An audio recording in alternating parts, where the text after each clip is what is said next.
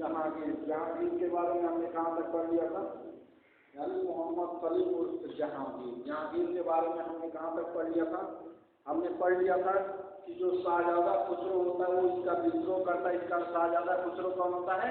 जहांगीर का बड़ा बेटा होता है, जो विद्रोह कर देता है। विद्रोह करने के बाद, ठीक है, ये उसे अंधा करवा देता है। अंधा करवाने के बाद 1620 ईस्वी में इसे किसे सौंप दिया जाता है? खुर्रम को सौंप दिया जाता है, ठीक है। उसके बाद से खुर्रम क्या करता है? खुसरो की हत्या करवा देता है। कब? दक्षिण भारत अभियान में, ठीक है, खुसरो की हत्या करवा देता है। अब हम आगे पढ़ेंगे मेवाड़ का युद्ध। कौन सा युद्ध? मेवाड़ के युद्ध के बारे में पढ़ेंगे। मेवाड़ का युद्ध,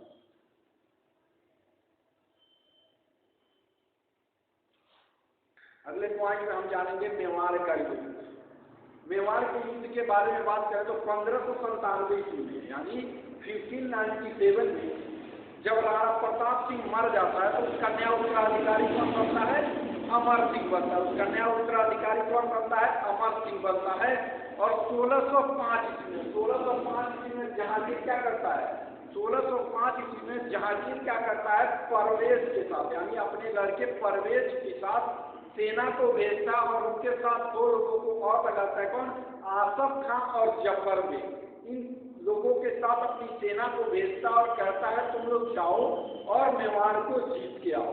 लेकिन जब ये जाते हैं तो इनका युद्ध कहाँ होता है? मेवाड़ के दर्रे पर। मेवाड़ के दर्रे पर जब इनके बीच युद्ध होता है, युद्ध होने के बाद कोई परिणाम नहीं निकलता है। ये युद्ध किसके बीच होता है? अमर सिंह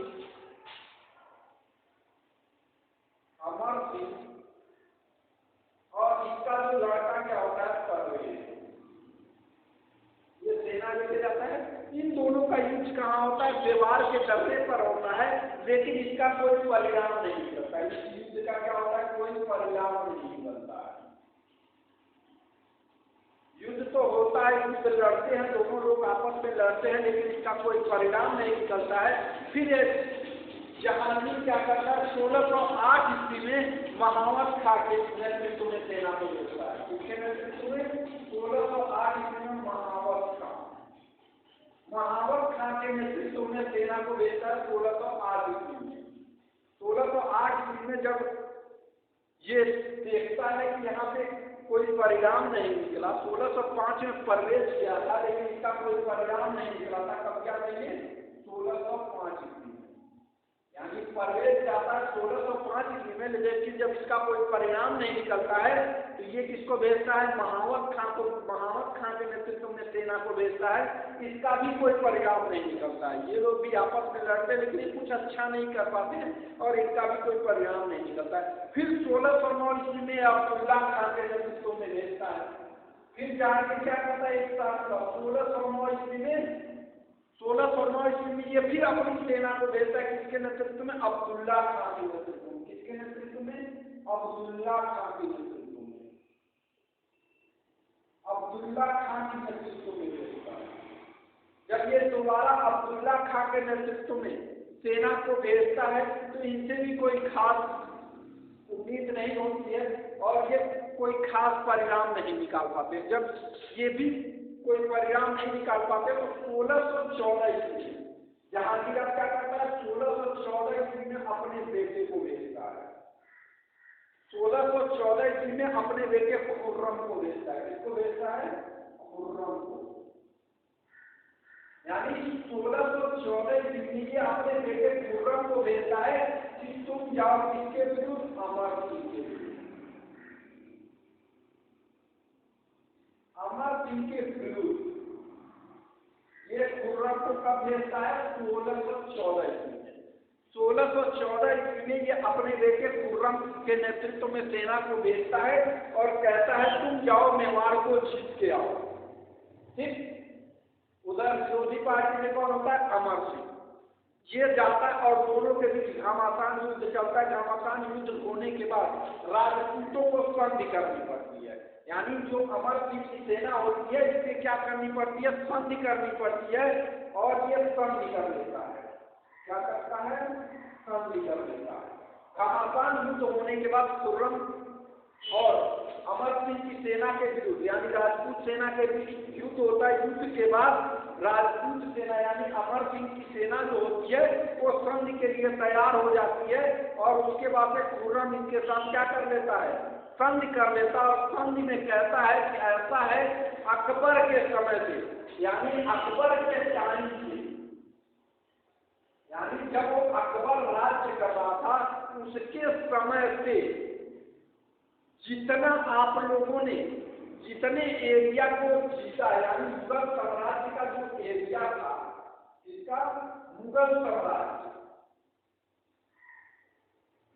साम्राज्य का जो भी क्षेत्र था उसमें से जितना भी हिस्सा आप लोगों ने जीता है उसे वापस करना पड़ेगा।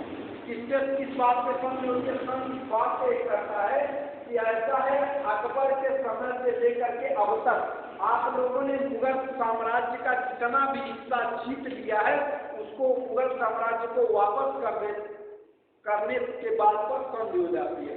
यानी अमर सिंह क्या करता है, अकबर के समय से जितना मुगल साम्राज्य जीता होता है उसको वापस कर देता है और इसी बात पे संधि हो जाती है। ठीक है, अब आगे 1610 ईस्वी में ही मलिक अंबर के साथ युद्ध होता है। ये मलिक अंबर कहाँ का होता है, अहमदनगर से आक्रमण करता है।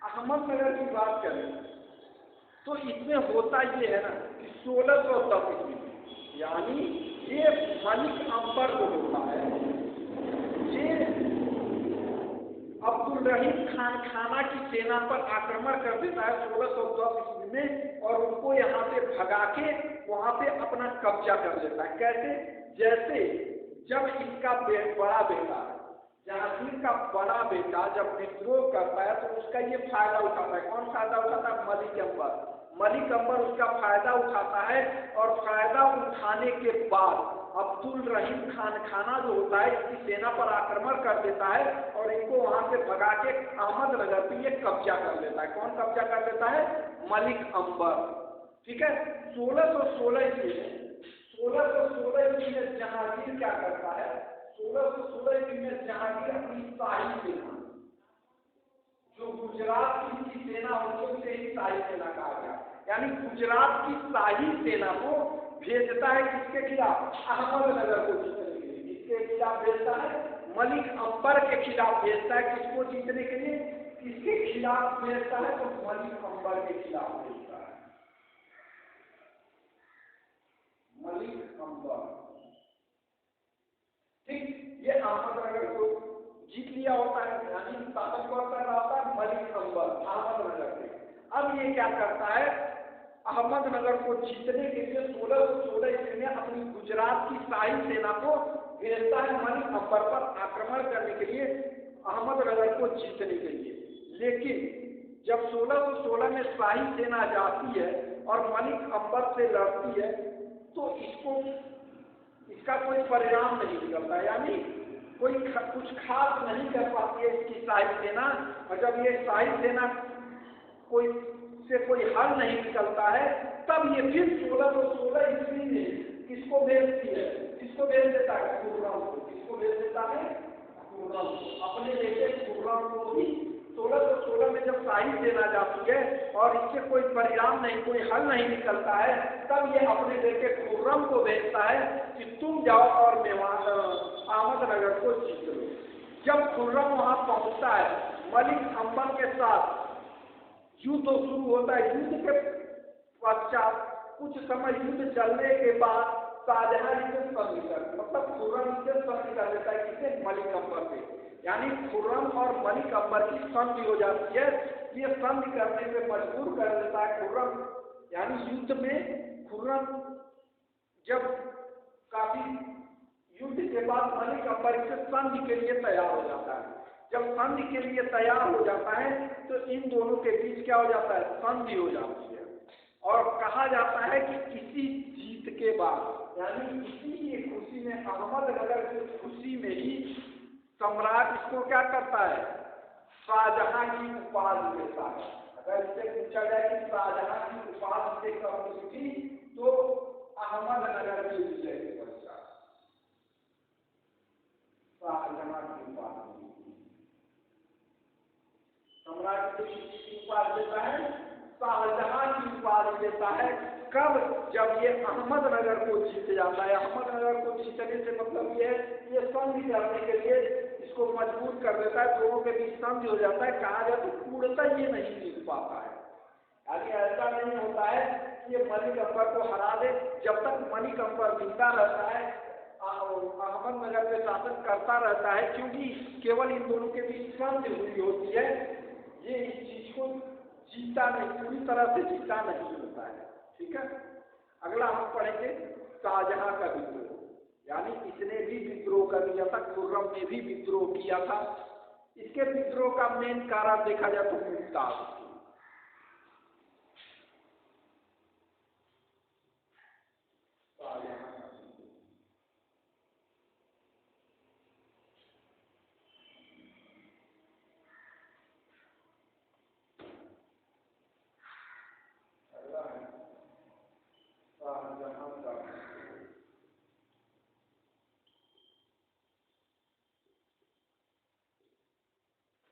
शाहजहां का विद्रोह। शाहजहां के विद्रोह की बात करें तो एक समय ऐसा आता है जब जहांगीर शाहजहां को युद्ध के लिए भेजता है, लेकिन शाहजहां जाने से मना कर देता है। शाहजहां जब जाने से मना कर देता है, ये काफी इसको समझाता है, लेकिन शाहजहां तैयार नहीं होता है और शाहजहां विद्रोह कर देता है। जब विद्रोह कर देता है तो दोनों के बीच, यानी जहांगीर और शाहजहां के बीच युद्ध छिड़ जाता है। और ये युद्ध कहाँ होता है, बलोचपुर में। कहाँ हुआ था, बलोचपुर में। जहांगीर और पूछा जाए शाहजहां और जहांगीर के बीच, शाहजहां और जहांगीर के बीच युद्ध कहाँ हुआ था, तो ये हुआ था बलोचपुर में। कहाँ हुआ था, बलोचपुर। इन दोनों के बीच जो युद्ध हुआ था वो कहाँ हुआ था, बलोचपुर में हुआ था। बलोचपुर में ये दोनों आपस में लड़ते हैं सब, ठीक है। और युद्ध जब शुरू होता है तो कहा जाता है कि युद्ध जब शुरू होता है तो थोड़े समय के बाद, यानी दोनों आपस में लड़ते हैं, तब लड़ने के बाद शाहजहां यहाँ से भाग निकलता है। यानी शाहजहां यहाँ से क्या होता है, भाग निकलता है। और भागता किधर की ओर है, दक्षिण की ओर। किधर भाग के जाता है, दक्षिण की ओर, यानी बुरहानपुर से होता हुआ ये कहाँ पहुंच जाता है, बंगाल की तरफ पहुंच जाता है। यानी ये वहां से भागता है, बलोचपुर में हारने के बाद, यहाँ ये हार जाता है, हारने के बाद यहाँ से भाग निकलता है दक्षिण की ओर। किधर भागता है, दक्षिण की ओर भागता है। और बुरहानपुर से होते हुए कहाँ पहुंचता है, ये बंगाल। कहाँ भाग के जाता है, बुरहानपुर से होते हुए ये कहाँ पहुंचता है, बंगाल पहुंचता है। ठीक है, बुरहानपुर से भागते हुए ये कहाँ पहुंचता है, बंगाल पहुंचता है। और बंगाल में ये कुछ समय बिताने के बाद कहा जाता है कि 1625 ईस्वी में ये दोनों समझौता कर लेते हैं।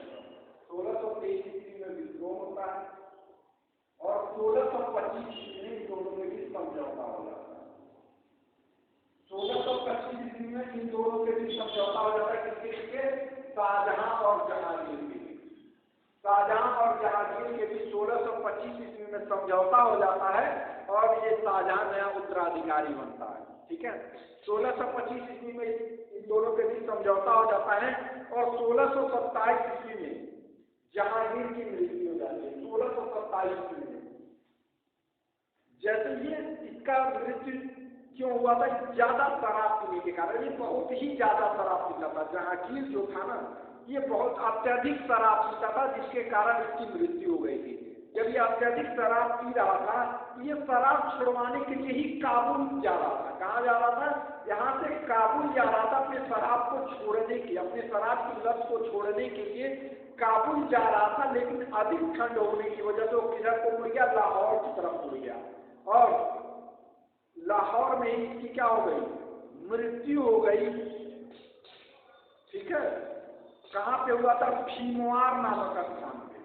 कहाँ हुआ था, नहीं, इसे दफनाया गया था भीमवार नामक स्थान पे।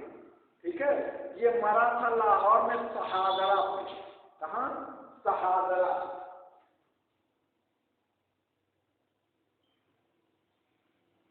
शहादरा नामक स्थान पे मरा था।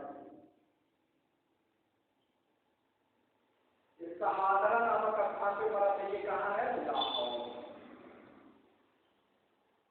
शहादरा नामक स्थान पे इसकी मृत्यु हुई थी। कहाँ है ये शहादरा नामक स्थान, तो ये है लाहौर में। इसकी मृत्यु कब हुई थी, 7 नवंबर 1627 को। इसकी मृत्यु कब हो गई थी, 7 नवंबर 1627 को इसकी मृत्यु हो गई। और इसे कहाँ दफनाया गया था, तो वो था भीमवार। कहाँ दफनाया गया था, वो जगह थी भीमवार। इसी स्थान पे इसको दफनाया गया था। किसको, जहांगीर को।